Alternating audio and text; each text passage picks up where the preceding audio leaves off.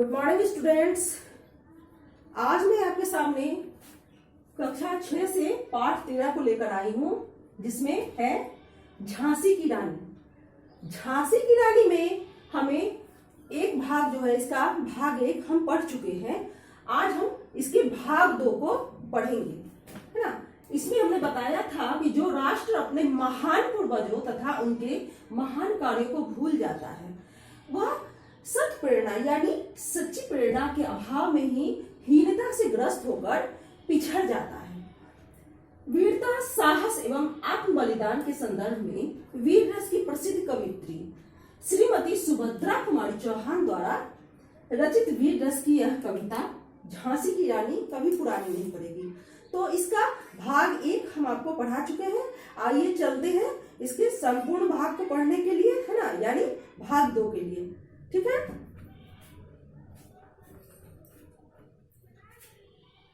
बुझा दीप झांसी का, तब डलहौजी मन में हर्ष आया।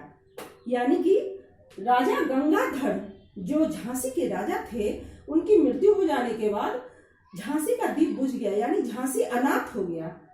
राज्य हड़प करने का उसने यह अच्छा अवसर पाया। यानी जब अनाथ हो गया झांसी, इसका कोई राजा न रहा, तो डलहौजी मन ही मन खुश हुआ और राज्य को हड़प करने का उसने यह अच्छा अवसर पाया। सोचा ये अच्छा मौका है राज्य को हड़प लेने का।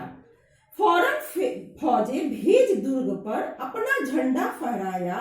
लावारिस का वारिस बनकर ब्रिटिश राज झांसी आया, है ना। लावारिस जो समझा जा रहा था झांसी को, उसका वारिस बनकर ब्रिटिश राज जो है वो झांसी में कदम रखा। अश्रुपूर्ण रानी ने देखा, है ना, आंसू से भरे आंखों से रानी ने देखा झांसी हुई वीरानी थी। यानी झांसी क्या हो गई थी? पराई हो गई थी, दूसरों के हाथ में चली गई, पराए लोगों के हाथ में चली गई थी। बुंदेले हड़बोलों के मुंह हमने सुनी कहानी थी, खूब लड़ी मर्दानी वह तो झांसी वाली रानी थी। यानी कि बुंदेलखंड के जो लोग गायक थे, उनके मुंह से ही हम लोगों ने ये कहानी सुनी थी। ये कह रही है सुभद्रा कुमारी चौहान जी। छिनी राजधानी दिल्ली की, लिया लखनऊ बातों बात। कैद पेशवा था बिठूर में, है ना। कैद पेशवा जो थे वो बिठूर में कैद थे, तो इनको भी कैद कर लिया गया था। राजधानी दिल्ली को भी छीन लिया गया था, लखनऊ को भी पे कब्जा जमा लिया गया था, और नागपुर पर भी घात लगाया गया था।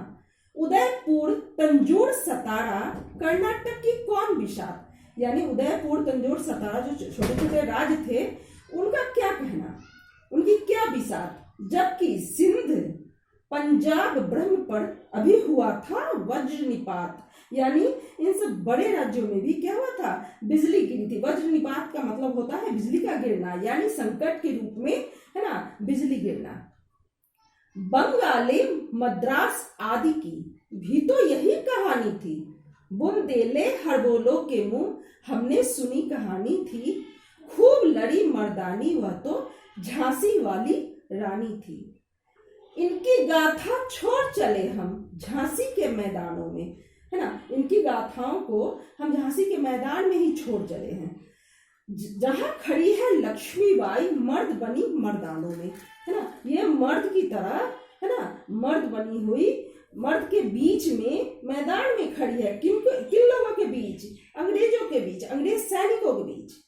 लेफ्टिनेंट वॉकर आ पहुंचा, आगे बढ़ा जवानों में। लेफ्टिनेंट वॉकर जो था वो जवान को लेकर सैनिकों के साथ आगे बढ़ा लक्ष्मीबाई की ओर। रानी ने तलवार खींच ली, हुआ द्वंद्व असमानों में, है ना। उन्होंने तलवार खींच ली और आमने सामने दोनों सैनिक जो है वो भिड़ गए।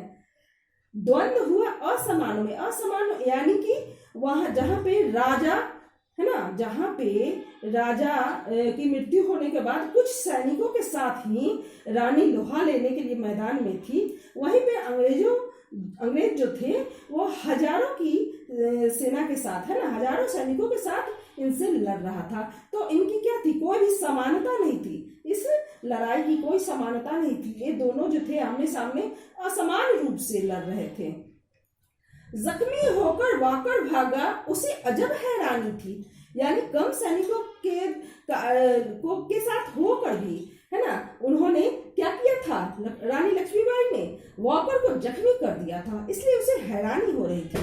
बुंदेले हड़बोलों के मुंह हमने सुनी कहानी थी, खूब लड़ी मर्दानी वो तो झांसी वाली रानी थी।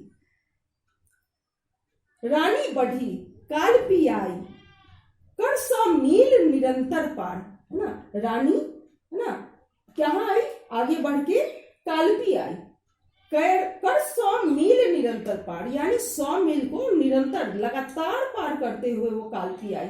घोड़ा थककर गिरा भूमि पर, गया स्वर्ग तत्काल सिधार। घोड़ा जो है 100 मील लगातार चलने के बाद कोई भी जानवर कितना ये सह सकता है और आगे बढ़ सकता है, तो घोड़ा जो है वो थक कर भूमि पर गिर गया और तत्काल वो यानी तुरंत मृत्यु को प्राप्त हो गया।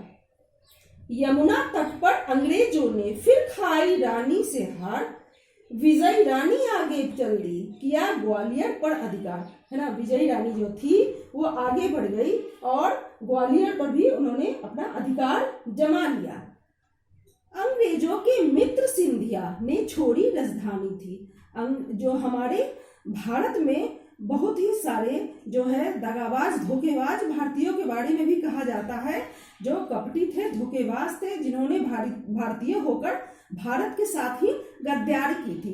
तो वैसे ही जो थे सिंधिया राज के जो राजा थे, उन्होंने क्या किया था, अपनी राजधानी को छोड़कर अंग्रेजों के मित्र बन गए थे। बुंदेले हड़बोलों के मुंह हमने सुनी कहानी थी, खूब लड़ी मर्दानी वह तो झांसी वाली रानी थी। विजय मिली पर अंग्रेजों की फिर सेना घिर आई थी, है ना, विजय तो मिली थी लेकिन अंग्रेजों की फिर सेना, है ना, वापस घिर आई थी। अब के जनरल स्मिथ सम्मुख था। अब के जो था वो रानी लक्ष्मीबाई के सम्मुख कौन था, स्मिथ, है ना, जनरल जो था स्मिथ था। उसने मुंह की खाई थी, वो पहले हार मान चुका था एक बार। काना और मुंद्रा सखिया रानी के संग आई थी। रानी के संग जो है सैनिक के रूप में लड़ने के लिए उनकी सखिया जो थी वो भी बहुत ही अच्छी लड़ाका थी, है ना, सैनिक थी। तो काना और मुंद्रा भी उनके साथ आई थी। युद्ध क्षेत्र में उन दोनों ने भारी मार मचाई थी। उन दोनों ने भी भारी मार युद्ध क्षेत्र में मचाई थी। पर पीछे हिरोज आ गया, हाय घिरी अब रानी थी। बुंदेले हड़बोलों के मुंह हमने सुनी कहानी थी, खूब लड़ी मर्दानी वह तो झांसी वाली रानी थी। यानी कि जब उन्होंने देखा कि रानी लक्ष्मीबाई जो इतनी कम सेना के बाद भी हम पे भारी पड़ रही है, तो पीछे से हिरोज भी आ गया। तो भी रानी मार काट कर चलती बनी सैन्य के पार, है ना, मार काट करते हुए सैनिकों के बीच में वो घुसती चली गई, उसको पार करती हुई आगे बढ़ती चली गई। किंतु सामने नाला आया, है ना, एक चौड़ा नाला जिसको हम ऐसे चल के पार नहीं कर सकते हैं, वैसा नाला आया था। यह संकट विषम अपार, यह संकट जो था वो इसकी कोई बराबरी नहीं थी, वैसा संकट आ गया था, बहुत बड़ा संकट आ गया था। घोड़ा अड़ा, नया घोड़ा था। घोड़ा जो था वो अड़ गया, क्योंकि वो नया घोड़ा था। पुराने घोड़े की मृत्यु हो जाने के बाद ये नया घोड़ा था, इसलिए ये नौसिखिया था, तो ये अड़ गया। इतने में आ गए सवार, इतने में जितने सैनिक जो थे अंग्रेज सैनिक वो इनके करीब आ गए। रानी एक शत्रु बहुतेरे, होने लगे वार पर वार, यानी वार पे वार रानी के ऊपर होने लगे। घायल होकर गिरी सिंहनी, उसे वीर गति पानी थी, है ना, इतने वार सहने के बाद घायल होकर गिर जाना ही, मतलब कोई भी इंसान गिर जाएगा, चाहे वो कितना ही वीर क्यों ना हो। तो ये इनको यहाँ सिंहनी कहा गया है, क्योंकि ये अकेले जो है अपने दुश्मन सैनिकों के बीच में घुस जाती थी और मार काट मचाती थी, एक सिंहनी की भांति, इसलिए यहाँ इनको सिंहनी का दर्जा दिया गया। उसे वीर गति पानी थी। वीर गति यानी युद्ध के क्षेत्र में लड़ते हुए मृत्यु को प्राप्त होना, उसी को वीर गति कहते हैं, है ना, वीरता के साथ लड़ते हुए गति को पाना यानी मृत्यु को पाना। बुंदेले हड़बोलों के मुंह हमने सुनी कहानी थी, खूब लड़ी मर्दानी वह तो झांसी वाली रानी थी। झांसी रानी गई सिधार, चिता अब उसकी दिव्य सवारी थी, है ना। रानी तो स्वर्ग सिधार गई, चिता ही थी अब उनकी सवारी थी। मिला तेज से तेज, यहाँ पर तेज से तेज किसको कहा गया है? एक तेज तो झांसी की रानी लक्ष्मीबाई के बारे में कहा गया और एक तेज कहा गया चिता की अग्नि को। तो यहाँ पे कहा गया कि तेज से तेज का मिलाप हुआ, तेज की वह सच्ची अधिकारी थी, यानी इसी तेज की वह सच्ची अधिकारी थी।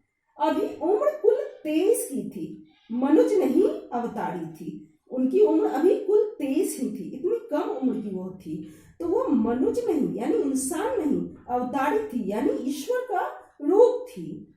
हमको जीवित करने आई बन स्वतंत्रता नारी थी, यानी वो हम जो है गुलामी के कारण जीवित होते हुए भी मरे हुए के समान थे, तो हमको ये जीवित करने आई थी, एक रास्ता दिखाने आई थी। दिखा गई पथ सिखा गई, हमको जो सीख सिखानी थी, यानी हमको रास्ता दिखा गई और हमको सीख सिखा गई जो हमको सिखानी थी, स्वतंत्रता की सीख। बुंदेले हर बोलो के मुंह, हमने सुनी कहानी थी, खूब लड़ी मर्दानी, वह तो झांसी वाली रानी थी।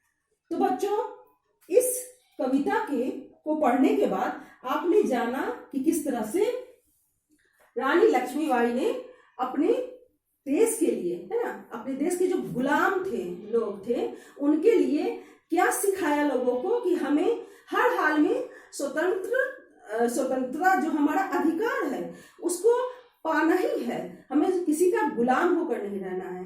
तो बच्चों, आज ये पाठ जो है यहीं पे समाप्त होता है। इसके शब्दार्थ को भली भांति याद कर लीजिएगा और अपनी कॉपी में भी नोट कर लीजिएगा, और अगले पाठ को पढ़ाने के लिए हम फिर अगली कक्षा में उपस्थित होंगे। धन्यवाद।